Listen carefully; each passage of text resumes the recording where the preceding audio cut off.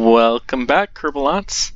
We're going to launch this big behemoth rocket, which has been increased even more in size. We now have 3 stages that have much larger engines. They're twice as large, in addition to longer first stage, so we should be able to do more.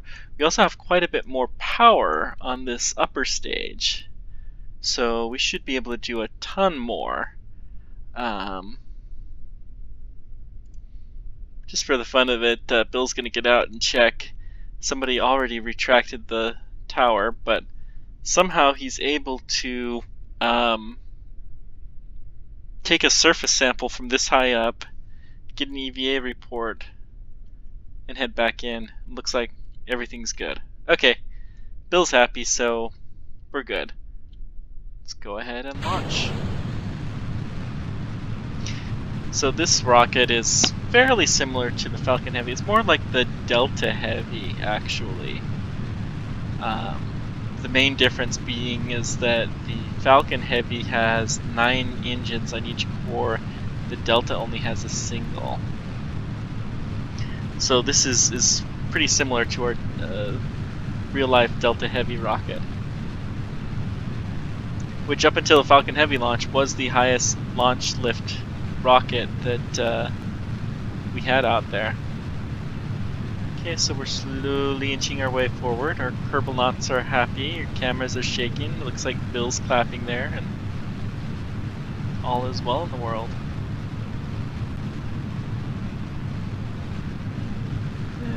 Picking up a little bit of a shimmy.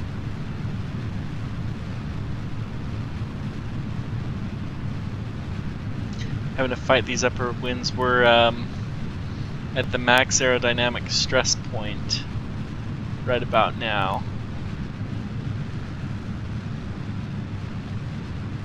Call it max Q.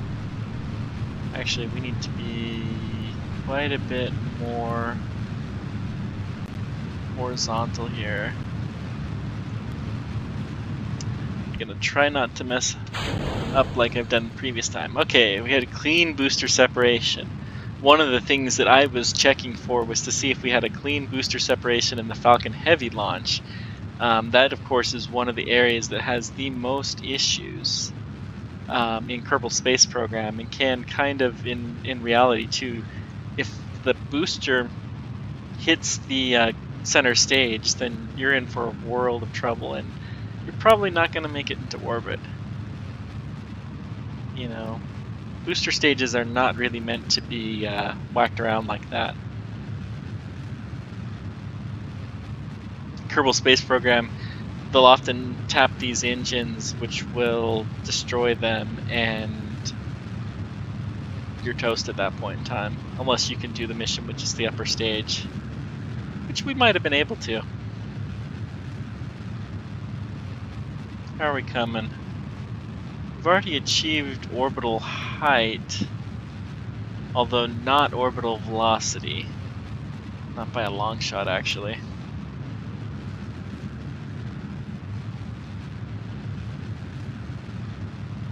Yeah, it's okay. We're doing pretty good. We'll be just fine. Kerbalants looks like they're doing fine too. So we've hit space. Let's go ahead and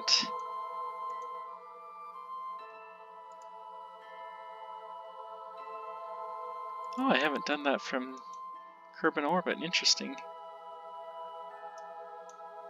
Okay. How about the goo?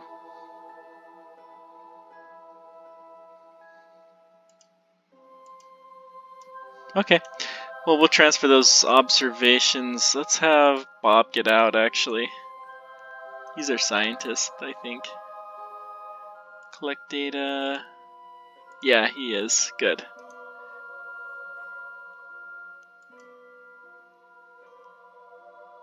Whoops.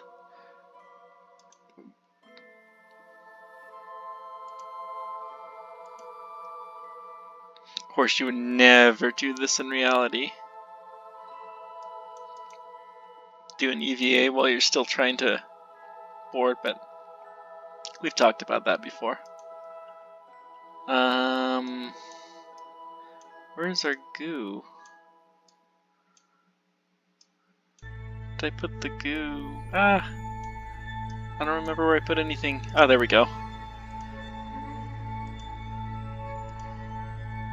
Board. And we still have plenty of time, too.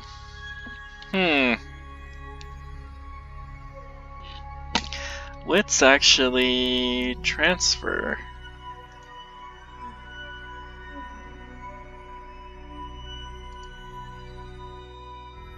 Transfer Bob into our mobile processing. Okay. We're gonna go ahead and finish this burn. So I was trying to rotate the spacecraft without using the engine, and we just didn't have enough thrust. The thrust vectoring is what allows us to control the stage, but otherwise we just basically don't.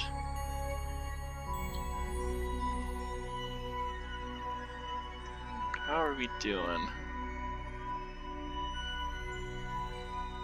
So we're gonna have to fire about here. Add maneuver. Well, actually, we're going to Minmus. Oh, so they mean that is Minmus. Minmus will be about there. So we're gonna have to do a little scooch burn once we get here first. We don't want to be dipping through the atmosphere.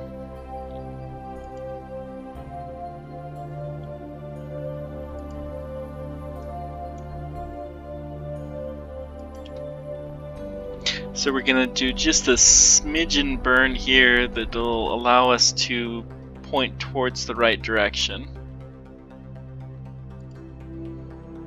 And then we're going to do a much larger burn once we get into the right direction to circularize our orbit. Or at least bring our periapsis high enough where we're not going to enter the atmosphere. You can see the nozzle trying to point, but it's not going to do any good because there's no fuel going.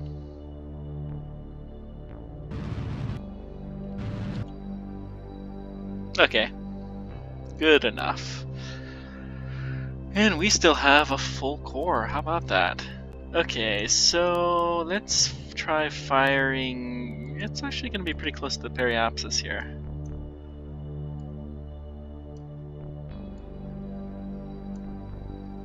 So there we intersected with Mun. I'm gonna go with Mun. Let's set this as target.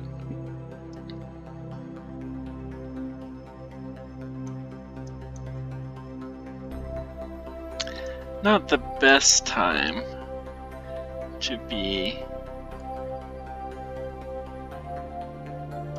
So I'm actually gonna go a little bit higher. Ooh. How about that?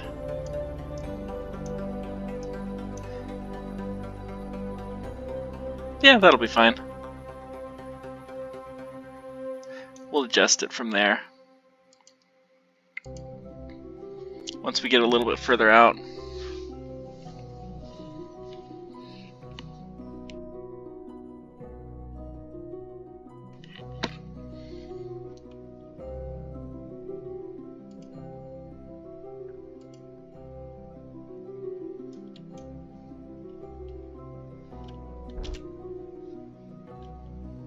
Same thing as before, we did just a scooch burn to have us pointed in the right direction. Get another EVA report. EVA. Ooh, from above the deserts, how about that?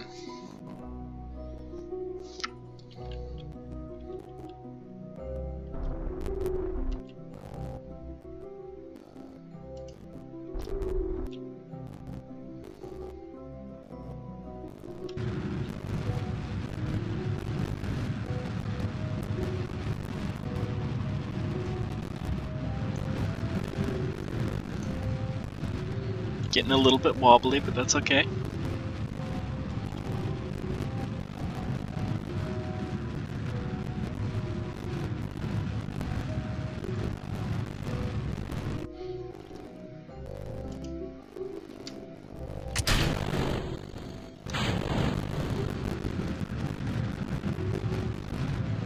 So we've just exhausted our first stage there, or full first stage.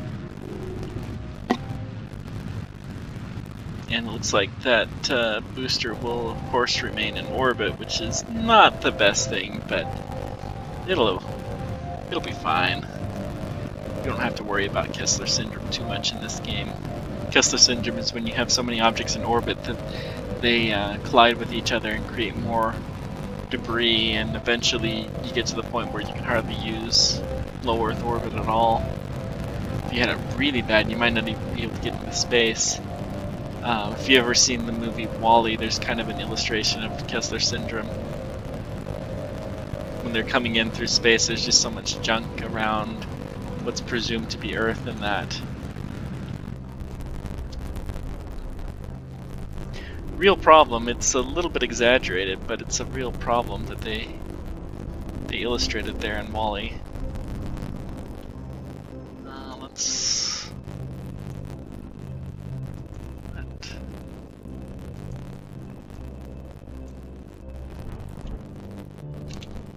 Oops. And this will be good enough. Okay, we're gonna do an adjustment here.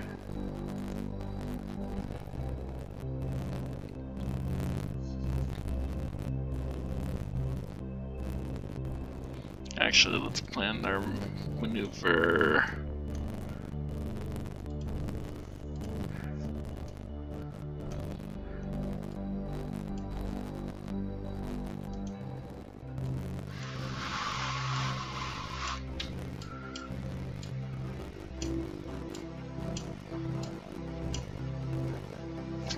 Perfect. Okay, let's just warp to that maneuver. See a little bit of a change.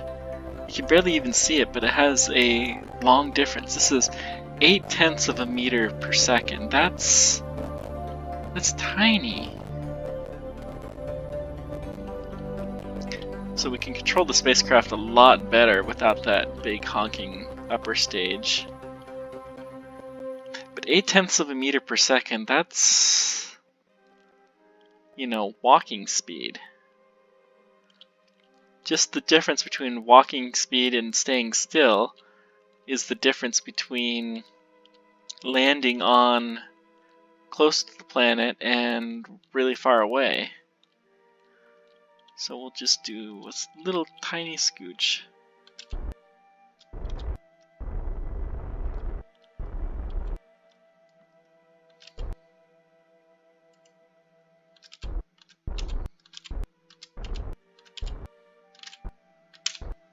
There we go. That looks pretty good. Let's go ahead and deploy our solar panels now that we're in deep space.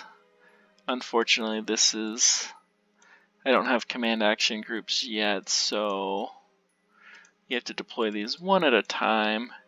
And I don't have ginormous solar panels, so we need a bunch of little ones.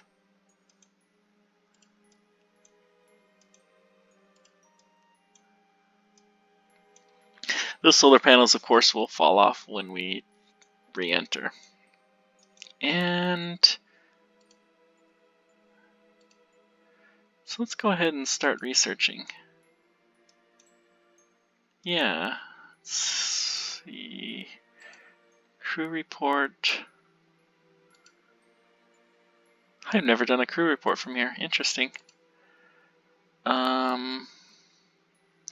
Review stored data.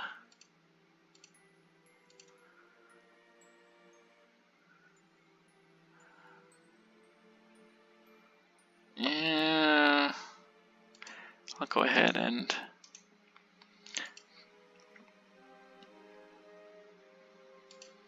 that one will certainly go into the trunk. We'll observe some mystery goo. We'll have to get Bob to reset those, but that'll be fine. Oh, he's coming out on the wrong side to do that. So we'll transfer Bob to this top shell. So there's a little hatchway that he can crawl in between, just like there was for, say, Apollo, between the two different spacecraft. So we'll have him restore that and restore this and board. So you have to have a scientist in the, well, you don't have to, but it works a lot better if you have a scientist in your science bay. That's why we launch scientists often into space when we can get away with it. And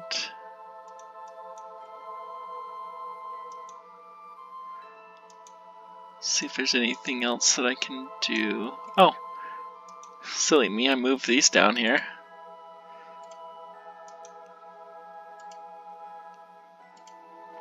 So what we're doing is taking these observations, we're allowing them to do science in situ, meaning inside space, and you can see that we can end up getting quite a bit more there. Of course, they still have plenty of time that they're gonna need everything. Oops. Okay. Anyways, let's just warp to till we're getting close to Minmus. So we're going up past Minmus. If there was a real mission to a real planet Minmus, you wouldn't actually do this. But we're going to do this anyways.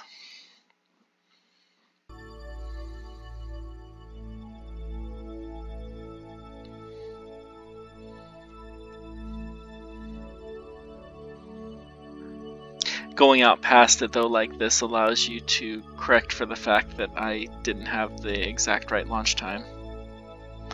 We have so much extra fuel that it's not even funny. Actually, we're gonna take some high observations. So we have our little communication satellite here that we will be able to form a link with, and we might even be able to have a link if we're on the dark side of the planet. I'm gonna go ahead and add some more data.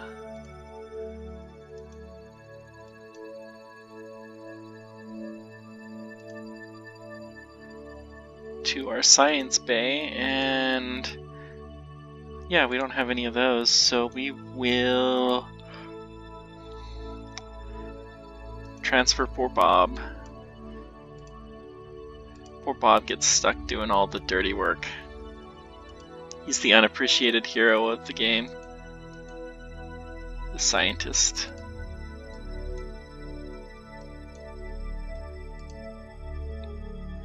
I'm actually going to have you keep that experiment and reset again.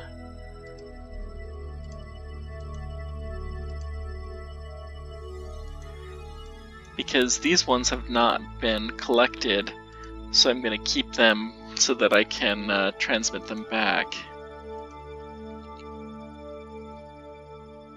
when we get back to ground. So transfer crew. Bob will crawl through there to the bottom one, and we're good. Start research. Oh, I should also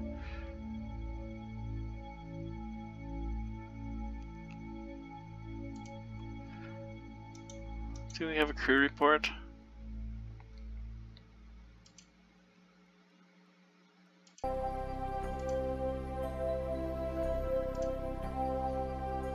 Yeah, we'll send Jebediah out to collect it. Take data.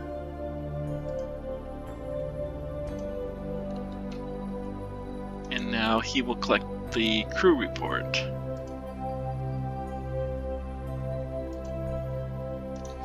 We'll add it to our science bay. Good. Good, good, good, good. Now, all we have to do is wait. Looks like we're coming into a retrograde orbit, which will be fine. Could correct it if I wanted to, but it's not that big of a deal, because we're just gonna land.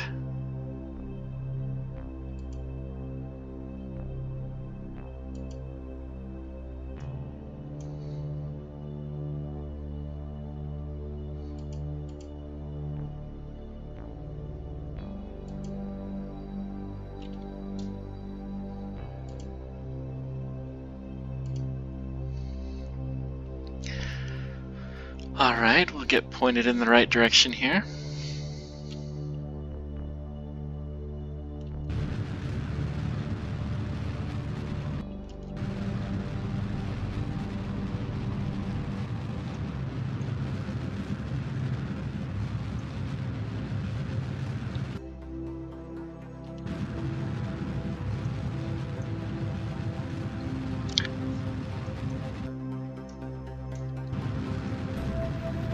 I think I had a second pass, which is kind of interesting. I've never had that happen before.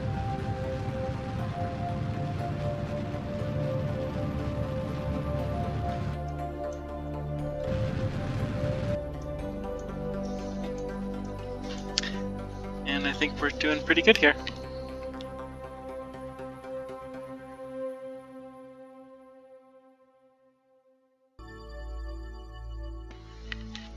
Okay, so let's go ahead and collect our science.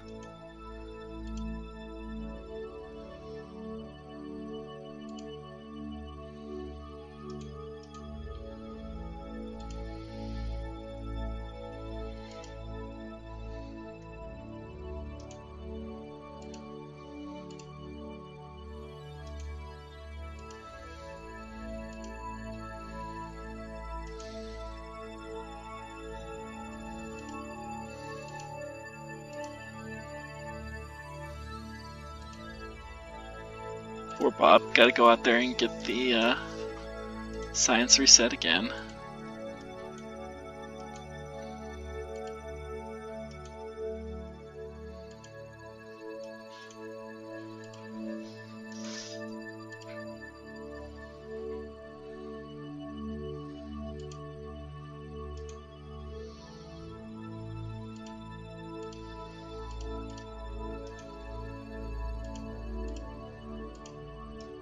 I think I forgot to do that for the far space, but that's okay.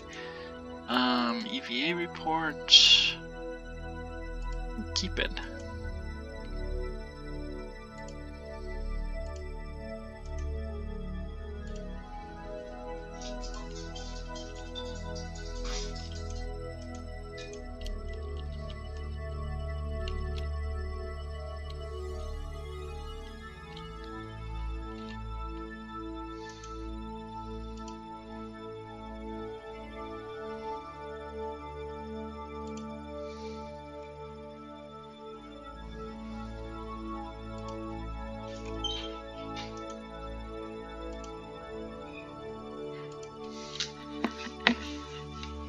Well, looks like we're doing alright.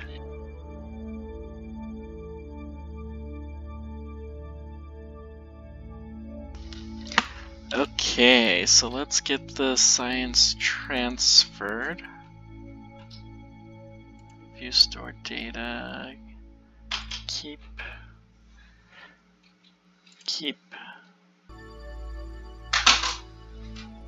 Oh, okay, we got everything. We'll do a crew report. And okay, so let's just land this thing real quick, and then I think we will call it a day. I'll go ahead and warp here. Oh, good, we have a communication. So the satellite here is acting as a relay for our manned mission, which is nice. We don't need it, but it's there.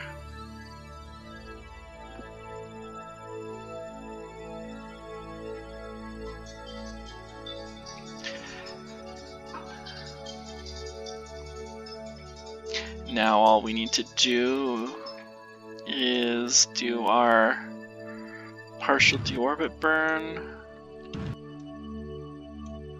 Okay. What's our periapsis there?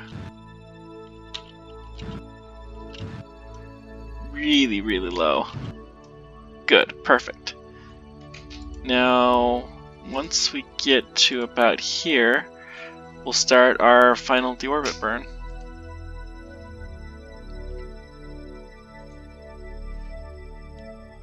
We're going to test this out on Minmus because it has less gravity, and hopefully we can fix any issues that might arise.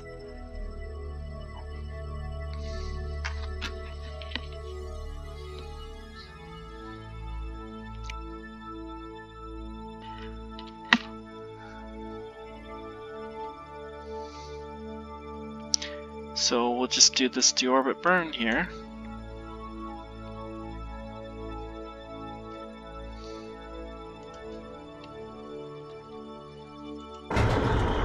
Go ahead and deploy our gear early, even though it looks like it's not actually sticking out. Lovely. Yeah, we'll put the gear a little bit lower for next time.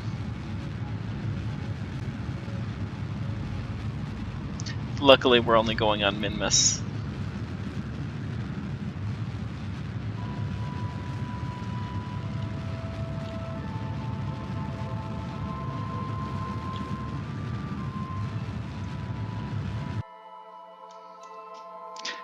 And we'll just wait a scooch.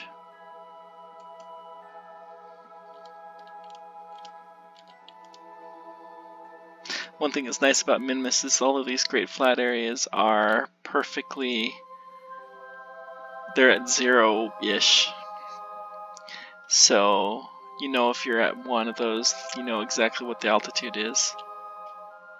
So we can go down a fair bit. Okay.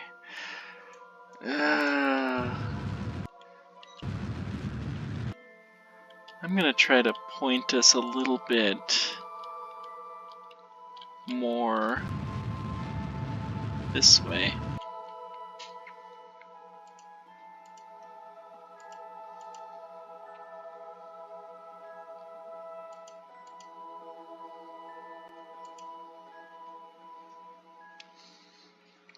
This is actually coming down right between two biomes, so that might be handy. We can get some data from both of them pretty easily.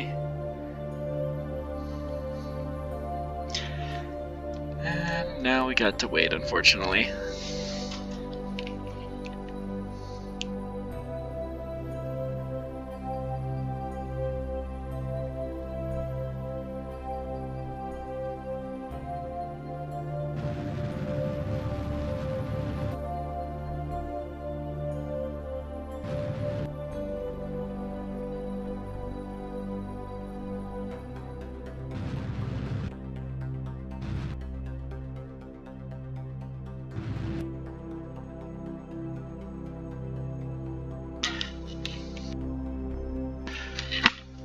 Okay, so we're coming in slowly.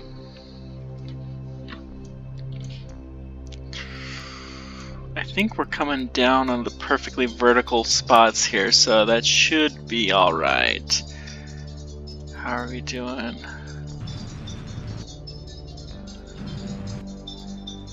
Still have a lot of fuel, so we'll easily be able to make it back to Kerbin eventually.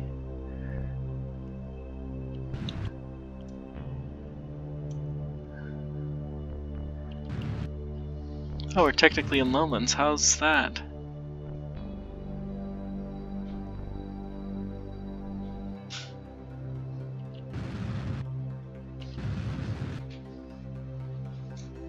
And we'll just kind of coast down. Oh, no, don't you fall. Actually, I'm going to take off just a scooch. We're gonna go for the flatter area.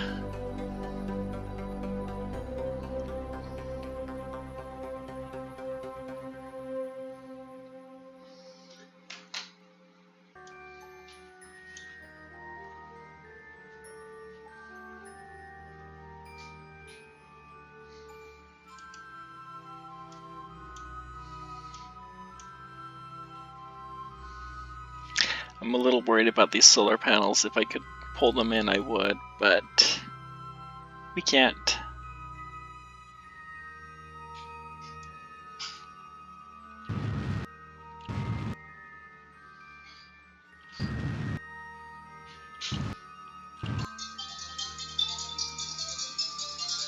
And oh no. Silly thing, come on, you can do this. We'll just go into the completely flat area. That's what it's gonna take, I think.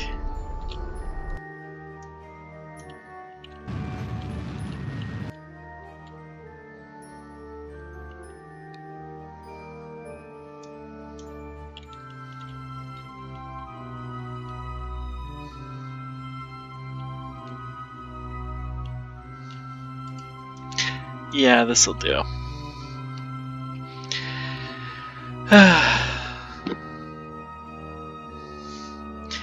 Don't know of any area on any planet that is as flat as this is.